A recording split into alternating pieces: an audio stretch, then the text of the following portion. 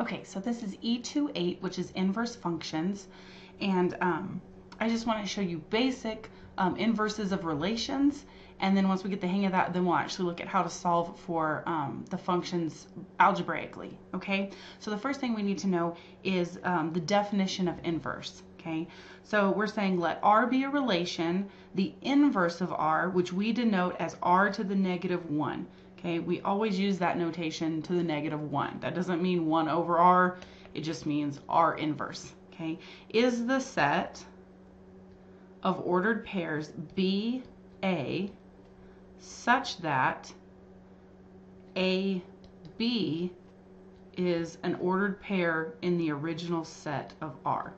Okay, so this is a lot of math notation that basically means this first set of parentheses here, B comma A, so that's a set of all ordered pairs B comma A is such that, that's what that line means, AB is an element of the original set. So notice basically all we're doing is swapping the x's and the y's. Okay, if AB was in the original function, then BA is now in the new function. So I'm going to go ahead and write that here. This basically means we swap all x's and y's to get the inverse function.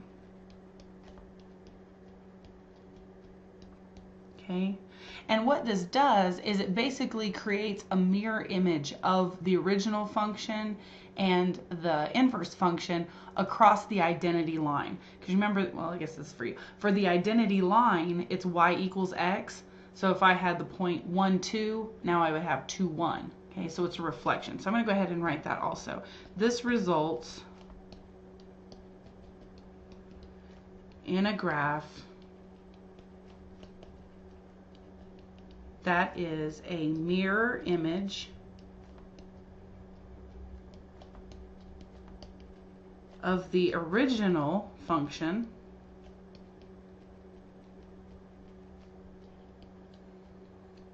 across the line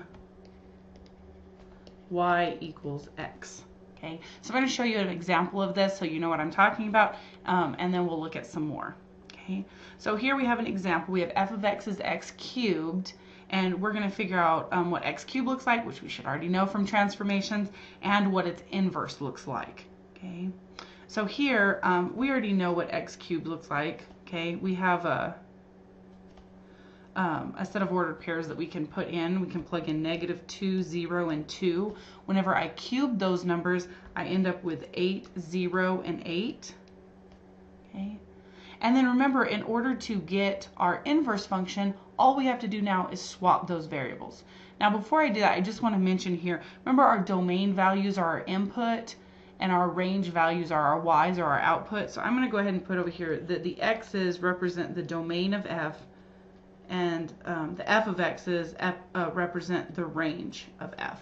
Okay, so in order to get the inverse function, now I take my ordered pairs that I had here, and basically my y's become my x's. Okay, because we're just switching our x's and our y's. So my y's become x's. So here my y's are, or my x's are now 8, 0. Sorry, -8. I have a typo here. When I cube -2, it gives me -8. Okay, my y's become my x's, and my x's become my y's. So I'm just swapping them. X's become y's. Okay, whoops, become. So now my y's are -2, 0, and 2. So what I'm going to do is I'm going to go ahead and graph both of these functions so you can see what they look like and see that mirror image. Okay, so when I graph my original function at -2, I'm down at -8. Okay, at 0, I'm at 0. And at +2, I'm up at +8. 1, 2, 3. Okay, so remember our cubic function looks something like this. Okay, and then we want to go ahead and graph our inverse function, which says when x is -8, I'm down at -2. When x is 0, y is 0, And when x is positive 8, I'm up at positive 2. Okay, so notice if we graph this one, okay, notice this is our cube root function, right? We already know what the inverse of a cubic is. It's a cube root. But here I just wanted to show it graphically. So notice if I draw in this line here, this y equals x identity, this is y equals x. Notice my original function, my f of x, if I were to flip it across this red dotted line that I just drew, it's a mirror image that I get in my inverse. Okay. On your homework, I'm not going to have you graph the original and the new function, but I just wanted to point out that relationship, that it always creates a mirror image across the identity line. Okay. So now I want to go ahead and point out something. Okay, remember whenever we had our input into our original function, okay, our x's were the domain of f. So if I switch my x's and my y's, those x's that now became y's, notice the domain of f is now going to be the range of f inverse. So over here, when I swap these, okay, I'm just going to go ahead and put down here. So the domain of f becomes the range of f inverse. Okay? And the range of f, or the y values of our original function, now become the x values of our inverse function. So our original range now becomes our inverse's domain. Okay, so when we switch our x's and our y's, our domain becomes our range becomes our domain. So that's going to help us out here in a little while. Good thing to note. Let's go ahead and look at an example of actually finding an inverse, or determining if a function has an inverse. Okay, so here we just have a regular relation, which is just a set of ordered pairs, and they're asking us to find S inverse. Okay, S to the negative 1 just means S inverse. So to find the inverse of a set, all I have to do is swap the x's and y's in all my ordered pairs, which means that S inverse is the set of ordered pairs 2, 1, 3, 4, -6, -5. Okay, so we just swap them. Easy as that. So that's the easy case. When they just give us ordered pairs, we can just switch them. Okay, if they give us actual functions, then we have to do a little bit more work. Okay, for a function to have an inverse function, it specifically must be a one-to-one function. Okay, and I'll show you what that is in just a minute. Okay, so in order for it to have an inverse, it must be a one-to-one function.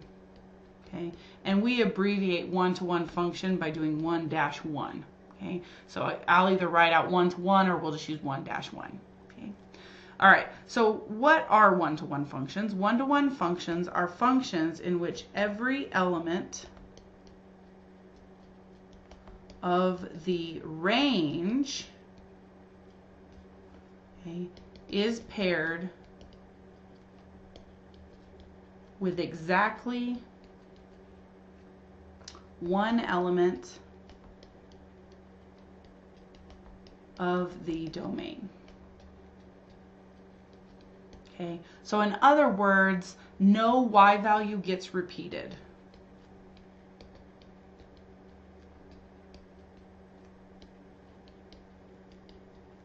Oops, that's not going to fit. Gets repeated. Okay, so remember when we were looking just to see if a relation is a function, we would check to make sure that x values didn't get repeated. Remember, every x has to go to specifically one y. Well, now what we're saying is not only does every x have to go to one y, but none of those y's can be repeated. So now every x has to go to a specific y value in order for it to be a one-to-one function. Okay, so the way that we check for this when we have a picture is we do the horizontal line test. Okay, so if it's a one-to-one function, it passes the horizontal line test. Okay, so vertical line test tells us if it's a function. Horizontal line test tells us if it's a one-to-one function. Okay, so again, just like the vertical line, we draw any horizontal line through the graph. Okay.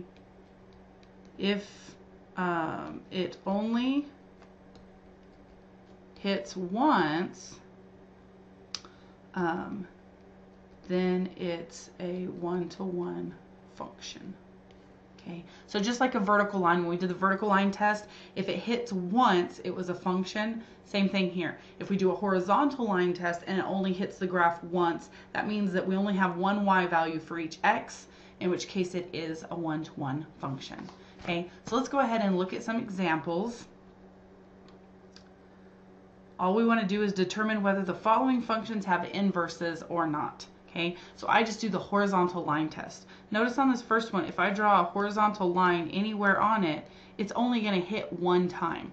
So if it's only going to hit one time, then yes, this is a one-to-one function, okay, which means it does have an inverse. So I'm going to go ahead and put over here, has an inverse function.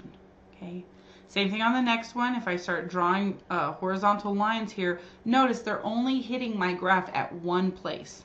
So if they're only hitting the graph at one place, then yes, this is one-to-one, which means that this function has an inverse function.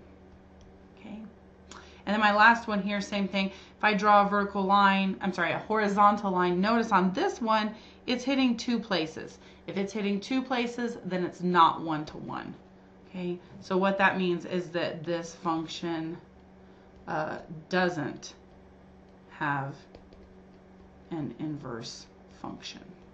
Okay, so if it passes the horizontal line test, it is one-to-one and it does have an inverse. If it doesn't, then it's not one-to-one and it doesn't have an inverse. Okay, so there's 3 graphs for y'all to do.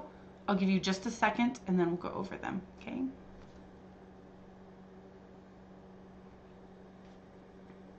All right, so on these practice problems, the first one is a cube root, which we've already done. If I draw any horizontal line on this cube root line, notice it's only going to hit once, which means that it is one-to-one and it does have an inverse. Same thing on the next one, it's just a straight line. So if I draw any horizontal line on it, it's only going to hit once, which means it is one-to-one and it does have an inverse. Okay, and then on the third one, notice I have an absolute value, which if I draw a horizontal line, it's going to hit twice, which means that it is not a one-to-one function and it does not have an inverse. Okay, so what I want to look at now is a little note I have here that says some functions that don't normally have an inverse may have a specific domain so that they will have an inverse function. So make sure you pay attention to the domain. So just like our pictures above, our parabola and our absolute value did not have inverses because they didn't pass the horizontal line test. But what we can do is we can take a function that normally wouldn't have one and we can only evaluate a piece of it. Okay, if the domain restricts it to where it passes the horizontal line test, then it does have an inverse. So I want to look at a few examples of that. Notice this first one, it says, does the following function have an inverse? So we're going to graph it to see if it does. Here, notice this is one of our transformation problems. This is an x squared, which should make a parabola, which normally is an issue. Okay, but notice I have a domain restriction. So I'm going to go ahead and work it out and see if that domain restriction enables this function to have an inverse. So I'm going to go ahead and identify my transformations. Notice here I have a horizontal shift right 3. I have a vertical shift up 2. Okay, so I'm going to go ahead and graph this. I don't have stretching or reflecting. So I take my initial x squared, which is a parabola, so I'm going to plug in -2, 0, and 2. When I square them, I get 4, 0, 4. And then I'm going to move it right 3. So I have x minus 3 squared. To move it right 3, I'm going to add 3 to my x's. So -2 plus 3 is 1, 0 plus 3 is 3, and 2 plus 3 is 5. My y's stay the same.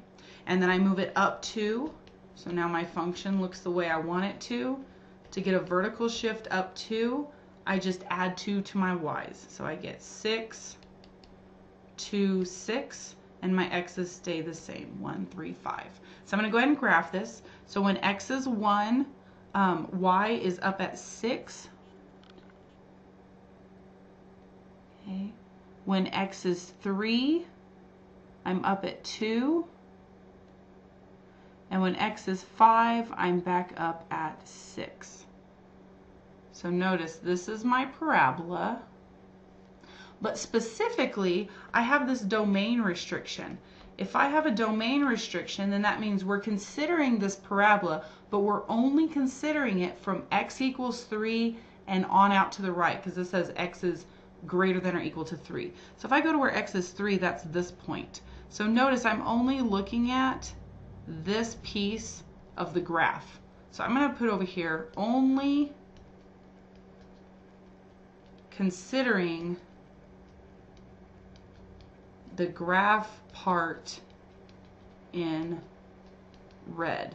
Okay, so that's our domain. We don't care about this other piece because we're only looking at this function from x equals 3 and greater. Okay, so looking at just this red piece, notice this red piece, if I were to do the horizontal line test, now passes, right? Because I don't have this other green piece screwing things up for me.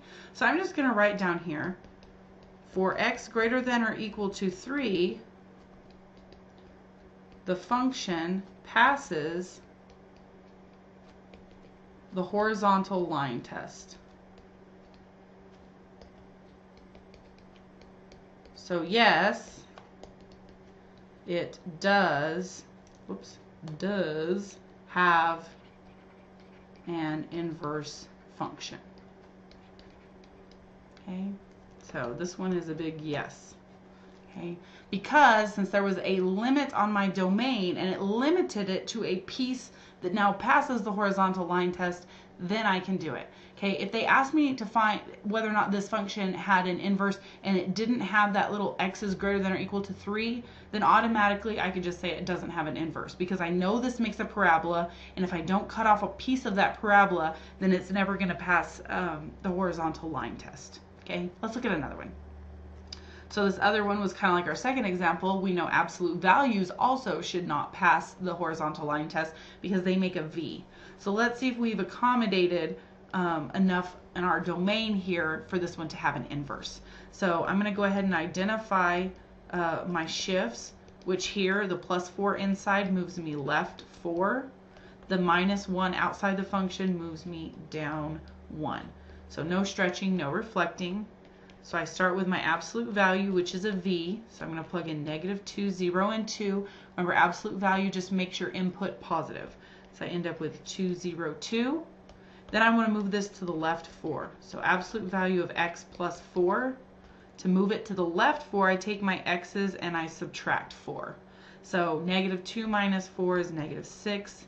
0 minus 4 is -4. And 2 minus 4 is -2. My y's stay the same. And then the last thing I do is do my shift down 1, which means I take my y's and I subtract 1. So my x's are still -6, -4, -2. My y's, when I subtract 1, I end up with 1, -1, 1. And then I go ahead and graph this. So when x is at -6, 1, 2, 3, 4, 5, 6, I'm up at +1. Okay, at -4, I'm down at -1, and at -2, I'm up at +1. So notice here's my absolute value, which we know does not pass the horizontal line test. So I'm going to go ahead and take a quick peek at my domain restriction here, which is x is less than or equal to -4. So I go to where x is -4, which is right here, and notice we're considering this side of the graph only. Okay, so I don't care about that green piece on the right of -4. I'm only looking at this red piece that is to the left of -4, and including -4 because it's less than or equal to. So again, the red piece passes the horizontal line test. So it is a 1-to-1 function, and therefore has an inverse. So again, this one is a big yes. Okay. Because there was that domain restriction. Remember, if there's not a domain restriction, then automatically once you see it's a parabola or an absolute value, we can just say there is no inverse, because we know that those will not pass the horizontal line test without some kind of domain restriction. Okay. All right, so we know how to look at a picture and see if it has an inverse. What we're going to do now is just given a function without graphing it, finding its inverse. Okay. So finding an inverse algebraically, these are our steps. Number one, we determine whether or not the function has an inverse. And sometimes we can see that just by looking at it. If it's an absolute value, if it's a parabola, we know it's not. Sometimes we have to think through it a little bit. So sometimes drawing a picture helps. So I'm going to go ahead and put over here, draw a sketch if needed. Okay. And then we're going to take it out of function notation so we don't get confused, because f of x's are hard to manipulate and not get confused with the parentheses. So we're going to take out f of x and put y in, and then we're going to swap all our x's with all our y's, because remember when we do our inverse function, we're just interchanging our ordered pairs. So we're going to swap wherever we see an x in our function, we're going to put a y. Wherever we see a y in our function, we're going to put an x. Then once it's been swapped, then we just resolve it for y. Once it's been solved for y, that's our inverse function. So we put it back in function notation, this time using f to the -1, because it's no longer our f function, it's our f inverse function, and we're done. So let's go ahead and look at one. First thing I want to do is I want to determine, does this have an inverse? So I want to think about it. This is a cubic, okay? A cubic function, remember, makes our little whoosh symbol. So this means I'm going right 2, and my +7 means I'm going up 7. So remember, a cubic makes this little whoosh thing like this, and then if I move that to the right 2, okay, now it's over here, and then I go up 7. So up here at 7 and here at 2. So now it looks something like that. So notice this does pass the horizontal line test. So I'm going to go ahead and say this has an inverse, because we know it passes the horizontal line test. And I'm going to go ahead and list what my domain and range is, because that will help me out later. So I'm going to go ahead and put down here the domain of f, because it's a cubic, we know it keeps going left and right. So -infinity to infinity. And the range of f, again, it's going to keep going down and it's going to keep going up, which means that my range is -infinity to infinity. Okay. So we know it has an inverse, we know the domain and the range. Now let's actually find the inverse function. So I'm going to take my original function and I'm going to replace f of x with y. So I have y is equal to the quantity x minus 2 cubed plus 7. And then I swap my variables. Swap, which gives me x is equal to y minus 2 cubed plus 7. So I move my x to where my y was, my y to where my x is, and now I'm going to resolve it for y. So the first thing I need to do is move my 7 to the other side. I do that by subtracting. So I have x minus 7 is equal to quantity y minus 2 cubed. And then to get rid of a cube, I take the cube root of it. So if I take the cube root of both sides, notice what will happen is my cube and my cube root cancel on the right, which gives me the cube root of x minus 7 is equal to y minus 2. And then the last thing I do is move that 2 to the other side, which I do by adding. Now I can't combine the -7 and the 2 because the -7 is stuck under that radical. Okay. So this is my inverse function, so we want to go ahead and write it in function notation. So that means f inverse of x is equal to the cube root of x minus 7 plus 2. Okay, and then it says state the domain and the range of the original function. Okay, so I want to go ahead and write the domain, and of the inverse. So the domain of f inverse and the range of f inverse. All I have to do, remember, since I swapped my x's and my y's, my x's in my original function was my domain. So when I flip-flop it, the domain of my original now becomes the range of my new, because my x's became my y's. So this here becomes f inverses range. Okay, and the range of my original becomes the inverses, whoops, I can't write to the -1, f inverses domain. So all I have to do is swap the range and the domain to get my inverse function's range and domain. So this means the domain of my range is, the domain of f inverse is going to be -infinity to infinity, and my range is -infinity to infinity. Okay, this one wasn't one that was easy to see because my domain and range were the same thing, but we'll look at another one. Okay, so this one does have an inverse, and that is what it is. Let's look at another. On the top of the next page, I have a square root function. Now, we know a square root should have an inverse because a square root makes our little half parabola, and our little half parabola passes the horizontal line test. But I'm still going to go through these transformations just so that I know what my original domain and range are. So here, this negative out here, this is a reflect about the x-axis because here it's negating my y's. Okay, and this +1 inside the function moves me left 1. So I want to go ahead and just think about what this picture looks like. Okay, we start with it like this, and then we do an HSRV format. So horizontal shift comes first, which is my left 1. So now this thing starts at -1, like so. And then I reflect it about the x-axis. Okay, this is my x-axis. So now here I am at -1. Instead of shooting up, it's going to shoot down. So I'm reflecting it down here.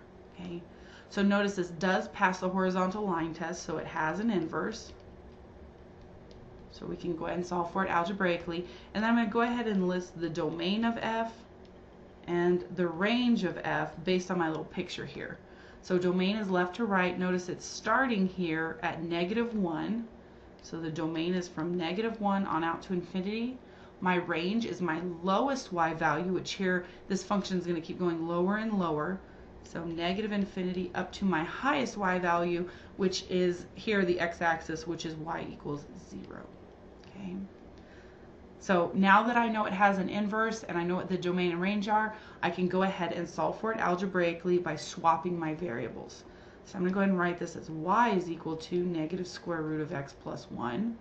And then I swap my variables, which gives me x is equal to -square root of y plus 1. And now I solve it for y. So the first thing I want to do is get rid of this negative out front of the radical. And I can do that by dividing both sides by -1, which gives me -x is equal to the square root of y plus 1. And then to get rid of a square root, I just square it.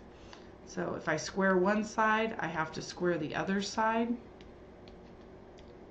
When I square the left-hand side, notice I have a negative number, and I'm squaring it. So no matter what kind of x I plug in here, if I'm squaring it, it's always going to end up positive. So I'm just going to leave this as x squared is equal to, on this side, my square and my square root cancel, which gives me y plus 1.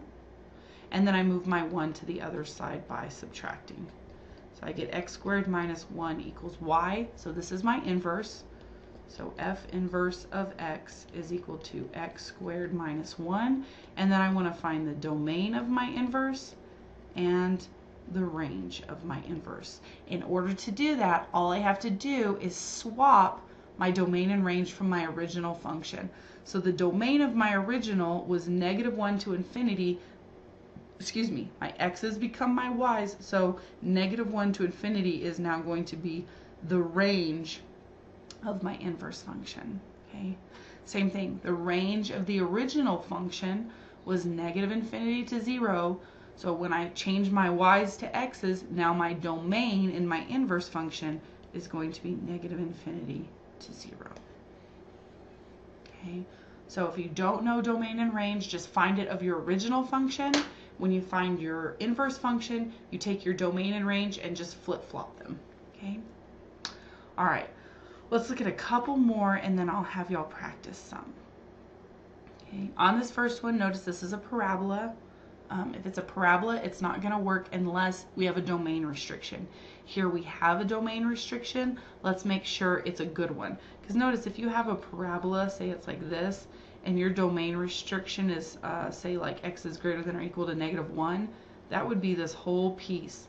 And since there's still a curve, it would still not pass the horizontal line test. So you always have to check to make sure the domain restriction you're given actually makes it pass the horizontal line test. So let's go ahead and look at this. At this parabola, since I have a -1 inside, that's going to move it right 1. And then my +4 here is going to move it up 4. So I start with my original parabola, which looks like this. I'm going to move it right 1. So now I'm at 1 here, like this. And then I'm going to move it up 4. So now I'm at 1, 4. And it looks something like this. Okay. And then notice I'm only looking at my x's that are greater than or equal to 1. So here at 1, I'm only looking at that piece of the graph. So that piece of the graph alone has an inverse, because notice it passes the horizontal line test. And then I'm going to write the domain and range of just that piece, okay, because that's how this function is defined. We want it for only x's greater than or equal to 1. So that means that my domain of f starts at 1 and goes out to infinity. So obviously we don't want greater than or equal to 1. And then my range are my y values for that little section. So for that little red section, my y values start up at 4 and continue on up to infinity. Okay. So we found the domain and range of our original. Now we want to go ahead and work it out and find our inverse. Okay. So I'm going to go ahead and write this in regular standard form rather than function notation. So that's y is equal to quantity x minus 1 squared plus 4. Then I swap my variables. So now I have x is equal to y minus 1 squared plus 4. Okay. And then I solve for y. So I'm going to move my 4 to the other side, which gives me x minus 4 is equal to y minus 1 squared. And then I undo my square by taking the square root. Now normally we would do plus or minus, but because we're doing a function that we're actually graphing here and we've already restricted our domain, we don't have to worry about plus or minus because we made it specifically so that we're only ending up with the x's and y's that we know gives us that little piece of the parabola, and then if we reflect it gives us the little piece of its inverse. Okay, so we don't have to worry about the plus or minus here.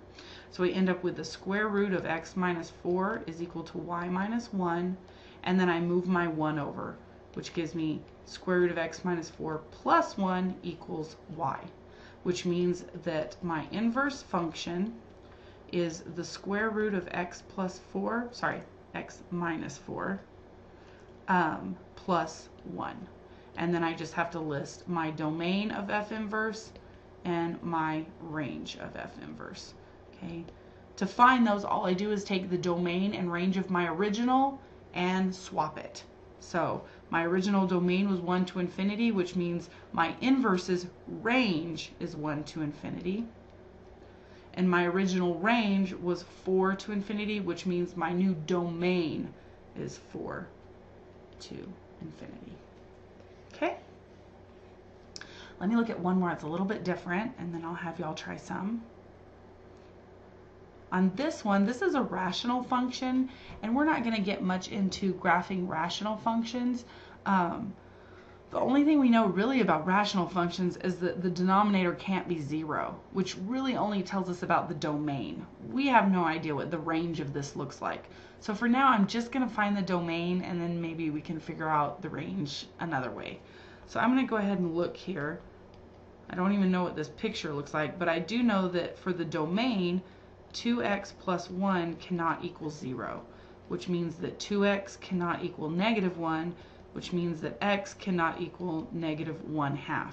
So we do know that the domain of f is going to be -infinity to -1/2, and then -1/2 to infinity, because we start out with -infinity to infinity, and then since we know it can't equal -1/2, we take that one number out. Okay, so we do know our domain, and I will tell you, I will not give you a rational function that is incapable of having an inverse. Okay, if I give you a rational function, it does have an inverse. Since we don't have a way of, since we haven't gone over these and you don't know how to graph it, The only ones I assigned are ones that do have inverses. Okay, so we know the domain now. Let's go ahead and find the inverse. To find the inverse, I'm going to go ahead and write this with a y instead of an f of x. So I have y is equal to x minus 3 over 2x plus 1, and I'm going to swap my variables. So I have x is equal to y minus 3 over 2y plus 1. Make sure you swap all your x's and all your y's. Okay? And now to solve this, I need to get rid of fractions. So I'm going to multiply both sides by 2y plus 1. That way I can get this guy over here on the right out of the denominator. Okay, so what that leaves me with is 2xy plus x is equal to y minus 3. Okay, now remember we're solving for y, so we need all our y's on one side of the equation. So I'm going to move this y to the left. So I have 2xy minus y plus x equals negative 3, and then I'm going to move that x term because I'm not solving for x, I'm solving for y. So I'm going to subtract to move that to the other side, which gives me 2xy minus y is equal to negative x minus 3. And then the last thing I need to do is get y by itself. Well, right now it's in two terms that I can't combine. So the only way to get y by itself is to factor it out. When I factor out y, that leaves me with 2x minus 1 is equal to negative x minus 3. Okay? And then to get y by itself, all I have to do is divide off that 2x minus 1 on both sides. Okay? So that means that our inverse function, f inverse of x, is equal to negative x minus 3 all over 2x minus 1. Now, if you moved your y's to the other side or your x's to the other side, depending on which side you move it to, your signs on top and bottom will be swapped. So if you get like x plus 3 over negative 2x plus 1, my math lab will also accept that. Okay, so if your answers look exactly the same as my answers, but all the signs are changed, it's still the correct answer. Okay. All right, so here's my function. Now I need to find domain and range. Now again, I don't know what the range looks like because I don't know how to graph this, but I should be able to find the domain just by looking at the denominator. Okay, so if I look at the denominator here, I know that 2x minus 1 can't be 0. So that means that 2x can't be 1, which means that x can't be 1/2. So here, the domain of f inverse is negative infinity up to 1/2, and then I'm going to move my arrow, 1/2 to infinity. Oops. Okay. So we were able to find the domain of our original, and we were also able to find the domain of our inverse. Now it still wants me to find both of them, and the good news is if I know the domain of my original, remember that becomes the range of my inverse. So here the domain we found in purple, that is now going to be the range of my inverse. So I can go ahead and say my range here is going to be negative infinity to negative 1/2, negative 1/2, and negative 1/2 on out to infinity. I'm sorry, my pen is just not working over there. Okay, and then the same thing with my original. If I want to know my original range is the same as my inverse's domain. So that means that the range of my original is the same as the domain of my new function. So here my range would be negative infinity to positive 1/2, and then 1/2 to infinity. Does that make sense? So if you don't know the range, you can always figure it out by finding the inverse, figuring out what its domain restrictions are, which then in turn have to be the original function's range. Okay. All right, so here's my answer for that one. So on the next page, there's 3 for y'all to try. I do want to note on number 3, I forgot to write in the domain restriction, which means that this would not have an inverse. So for this function, I want you to find the inverse of f of x equals x plus 2 quantity squared plus 1 for x's that are strictly less than negative 2. Okay, so I'll give you all a few minutes to work on those, and then we'll go over them. Okay. All right. So on these practice problems, on number 1, we're finding the inverse of r. Since r is just a set of ordered pairs, all we have to do is take all those ordered pairs and swap their x's and their y's, which means that r inverse is the set of ordered pairs -2, -1, 8, 7, 0, 0, 4, 3, and -6, -5. Okay. On number 2, the first thing they ask is the function 1-to-1? Notice here it's an x cubed. If it's an x cubed, we know it makes this kind of a shape. No matter what we do, stretch, compress, shrink, move left, move right, reflect, this will still have an inverse. Okay, so right away we can say, yes, this has an inverse. Okay, and then how do you know? Well, we know that it passes the horizontal line test. And then I went ahead and transform this function. So if you move my original square root to the right 5, okay, now it's over here at 5 like this. Okay, and then we reflected about the x-axis, which makes it still at 5, but now pointing the other direction. So now it looks something like this. And then we move it up 6, which is how I got this picture right here. Okay, so notice it still passes the horizontal line test, so we're good there. And then it doesn't actually ask me to find it, it just wants to know if it has one. So then on number 3, it says, okay, go ahead and find the inverse, state the domain and range of the inverse function. So the first thing I do is graph the original function using my transformations. So here I'm going left 2 and up 1. If I move my parabola left 2, up 1, it looks like this purple shape parabola. And then I want x's strictly less than -2. So on my picture, I want the left side from -2 on, and notice since it's strictly less than -2, I put an open circle at 2 because I'm not including that point. Okay, I'm not including that vertex point. So notice what I have here in green does pass the horizontal line test, so we do have an inverse. So I went ahead and wrote the domain and range of just that green piece. So for my x's, that green piece is going to continue to the left, so -infinity up to 2. 2 is as far to the right as this green picture goes, but because we're not including -2, then, oops, it should be -2. Since we're not including -2, then we use a parenthesis. Okay. Same thing with our range. Our lowest y value here, Jesus, is not -2. Our lowest y value here is 1. And because we're not including that lowest point here, at 1, I'm using an open parenthesis. Okay, so we go ahead and work it out, putting y in for f of x. We swap our variables and we solve it for y, which should give us y is equal to the square root of x minus 1 minus 2. That's our inverse function. And then to find our domain and range, all we do is flip-flop our domain and range from our original. Okay. So here my domain is 1 to infinity, my range is -infinity to -2. Go ahead and save this since I had some boo-boos on it. All right, so those are our 3 examples. Now I want to go ahead and show you how we can use inverse functions using composition of functions. Okay, so let me go back to this one. All right.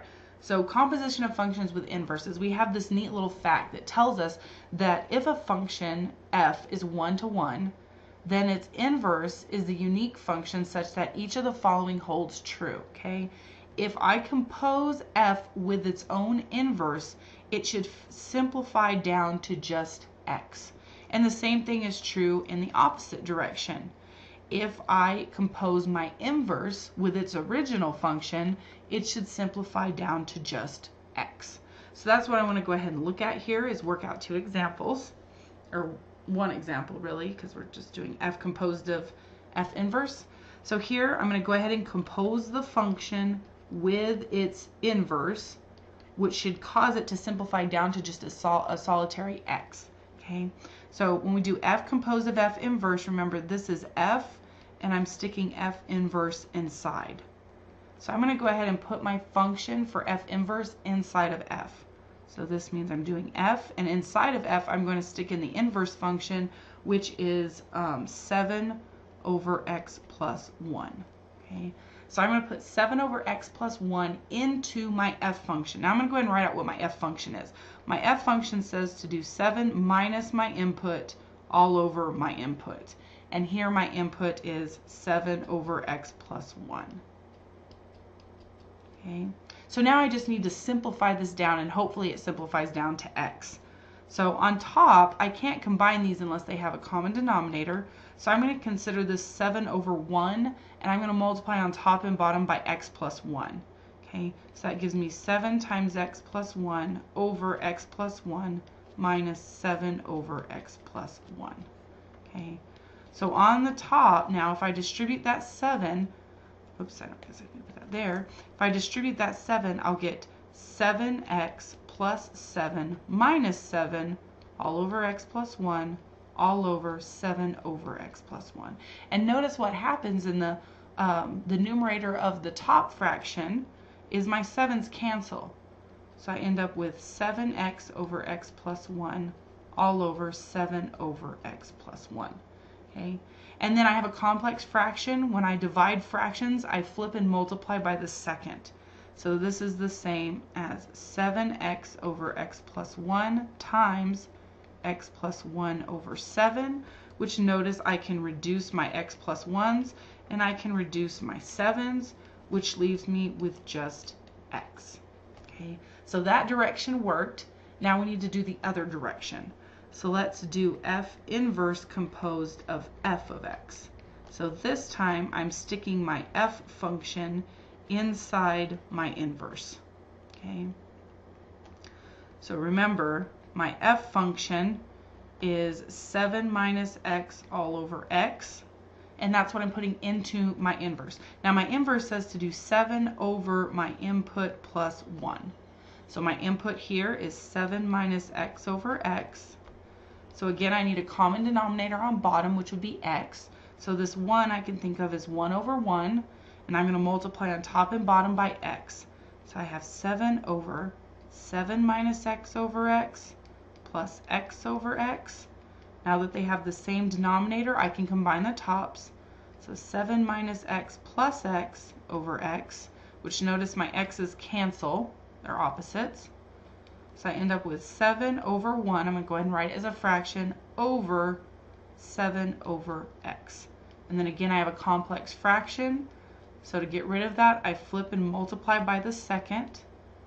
So when I do that, notice here, my x's are going to cancel, I'm sorry, my 7's are going to cancel, and I will just be left with x. Okay, so really this is just a neat way of showing that two inverses are the same, and that's because really what we're doing is if we say we're going to start with the ordered pair 1, 2. Okay, if I start at 1 and it maps to 2, then if I take the inverse of that, I would start at 2 and it would take me back to 1. So whatever I put in is what I'm going to get back out. Okay, so that's why we end up with an x when we compose our two functions.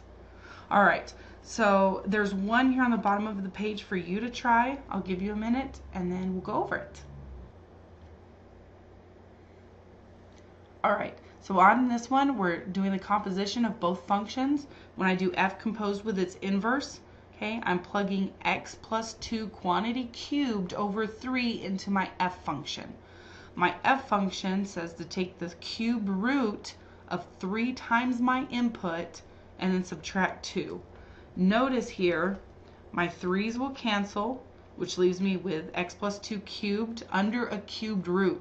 So here the cube and the cube root cancels, which leaves me with x plus 2 minus 2, and then my minus 2's cancel.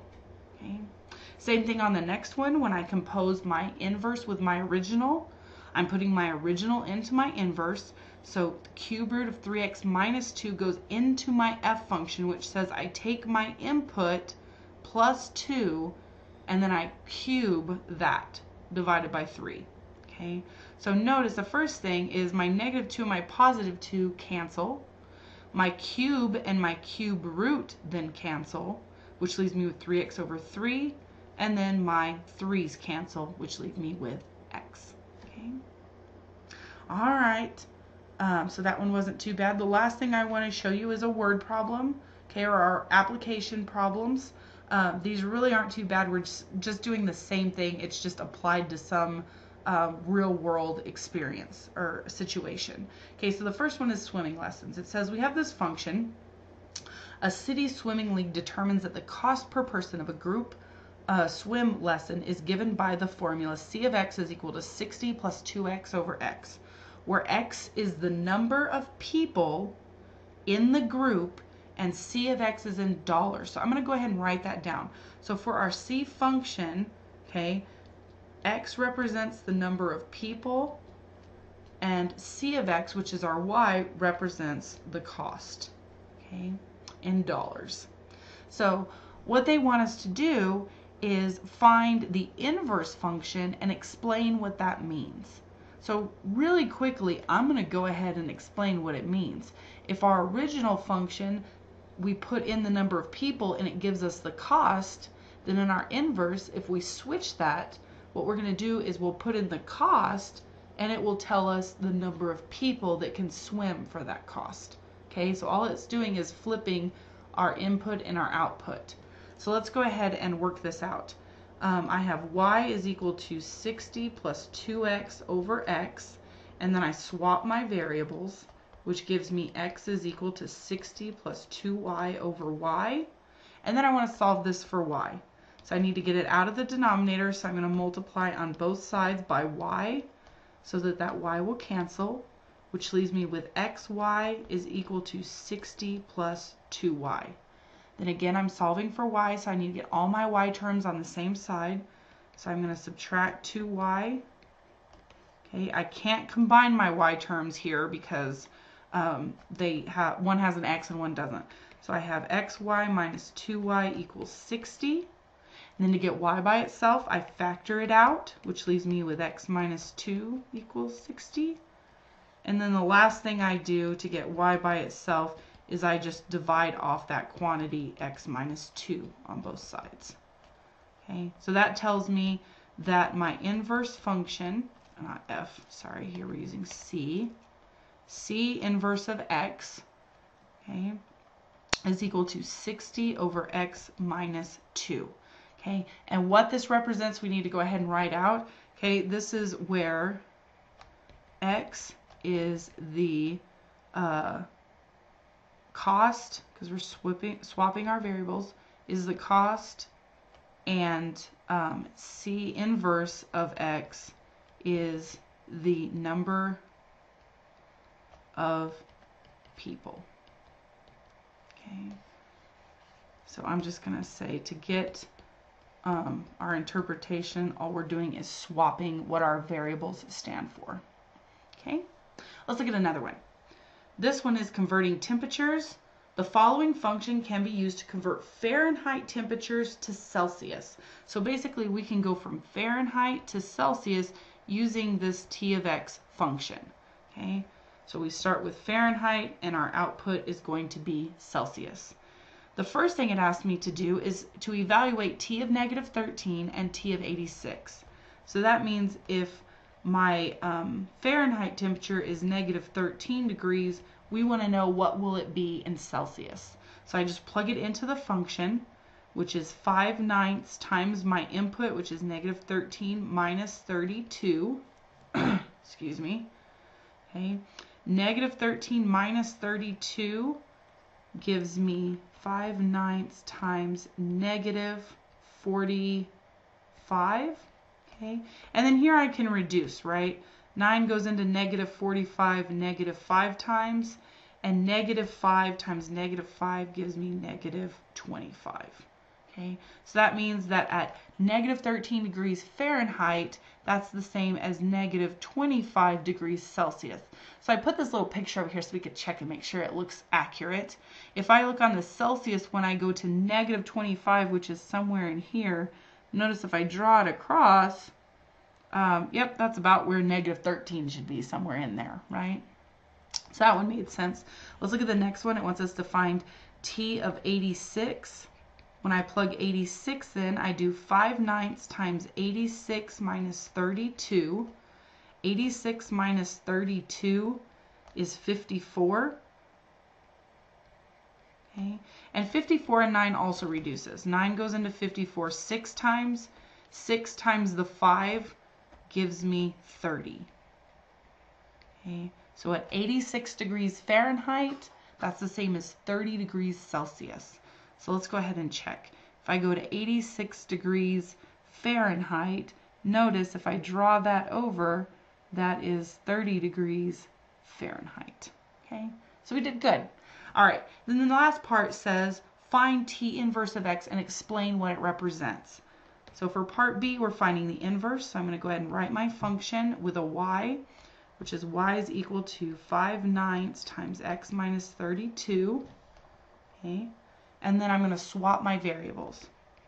Swap, which gives me x is equal to 5/9 times y minus 32. And then to get rid of 5/9, I'm going to multiply on both sides by the reciprocal. Okay, so I'm going to multiply by 9/5 on both sides. So notice I'm going to have 9/5 x is equal to 9/5 times 5/9 y minus 32. And notice here my 5's cancel and my 9's cancel. Okay, so now I have 9/5 x is equal to y minus 32. And then I move my 32 to the other side by adding. So now I have 9/5 x plus 32 equals y.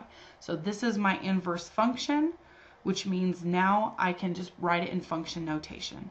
So I have t to the negative 1 of x is equal to 9/5 x plus 32. And then it said, explain what it represents. So this function is taking me, instead of Fahrenheit to Celsius, from Celsius to Fahrenheit. So x is the Celsius temperature,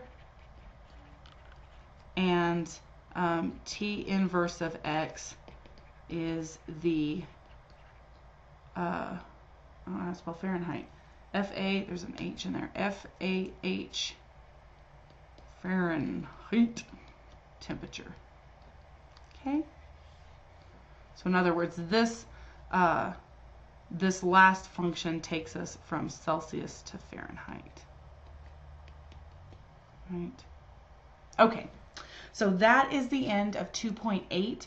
You should now be able to do your homework in my math lab on that section. If you have any questions, please let me know. Oh, and this is the end of all of the E2 material. So make sure you do that small assignment that's the E2 review for the exam 2, which just tells you where your exam's located and it gives you a really easy review problem. Okay? Let me know if you have questions.